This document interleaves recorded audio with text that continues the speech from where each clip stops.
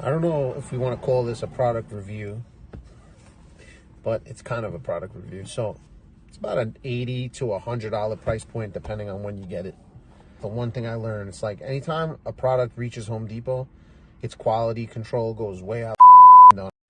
I don't know if we want to call this a product review, but it's kind of a product review. So as many of you know, I have a boiler company, so we do, heat and hot water on big industrial sized boilers that basically provide heat and hot water for entire buildings, anywhere from 20 families and up.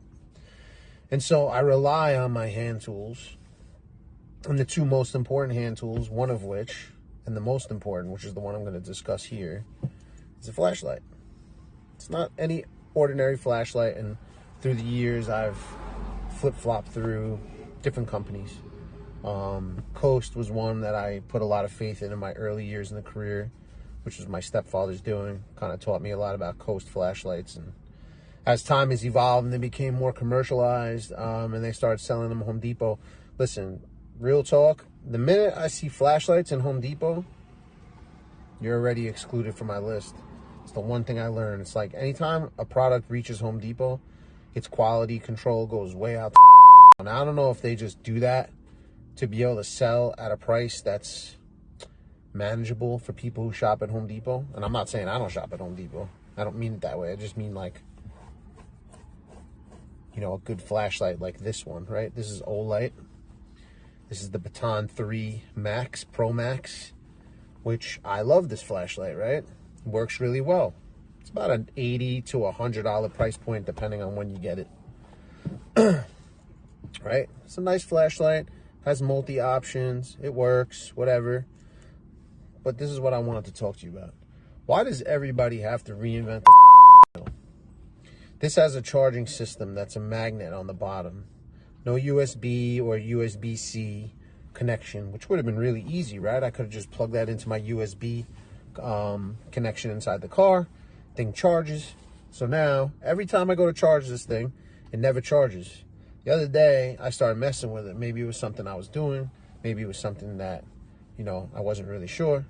But turns out that it's the contact between this little stupid thing right here and the actual charging cord itself, which, as crazy as it sounds, I don't have it on me because I brought it into my house to try to mess with it so I get the thing to charge. So here's an $80 to $100 flashlight that I can't. Now, maybe somebody at Olight can comment on this video and tell me what it is that I need to do. And it is distinctly possible that I'm doing something stupid. But at the same time, I can't imagine there's something super complicated about this normal flashlight right here, right? So if any of you use this Baton 3, whenever I plug it in, the red light's supposed to turn on the back side of the charging cord, and all I get is green. If I push the charger down to make a better connection, she goes red, but she won't stay red. So here I am driving around like holding this thing down, and it never really works. So it's a good flashlight. Not saying don't use it. I'd really like to understand why they create things like this and why the charging situation has to be so elaborate. Like this is some cool thing to do. And I know they're not the only company to do it, but it's hard. It doesn't work. Not to mention the fact that it has a magnet on the back, which is actually a really nice feature. I can just hang it from things or stick it on things most time, especially in the boiler room. But even that collects dust and dirt, so I got to sit here and I got to clean this, make sure so when the contact happens between the cord and the flashlight that I have no real issues. To me, it just seems so overcomplicated, right? Like even this old school Coast flashlight I have, this is a battery operated one, right? At the very least, who cares? I can just pop this bad boy open and throw some batteries in it, right? As much as I don't want to go through batteries, as much as having a rechargeable is nice, guess what? When I throw batteries in this, when they die, I take the batteries out and I put new batteries in, and the flashlight works perfectly. But no, not this one. So someone from Coast, please tune in, or somebody that uses this flashlight, please comment below. I'd really like to know your thoughts on this.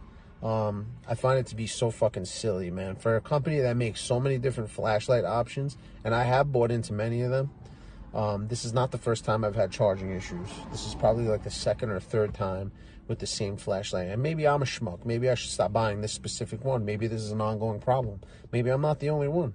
But with that being said, it's a problem nonetheless. So I would love to hear your thoughts on it. Hopefully I'm not the only one dealing with this problem. Yes, I'm wearing my glasses today. Otherwise, it's a beautiful day here in New York.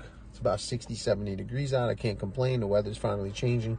But this frustrates the hell out of me because this is probably the #1 tool I carry in my little tool belt, so to speak. And when I get to the job, I want to be able to rely on it. So let me know what you guys think down below. I appreciate it.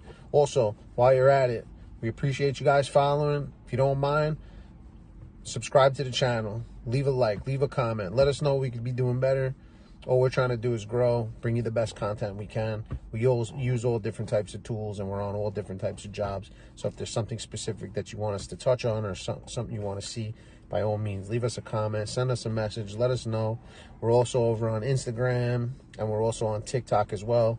So we're out there, man. We're making it happen. We're trying to bring the most that we can to the community, and we appreciate the support. Have a great day.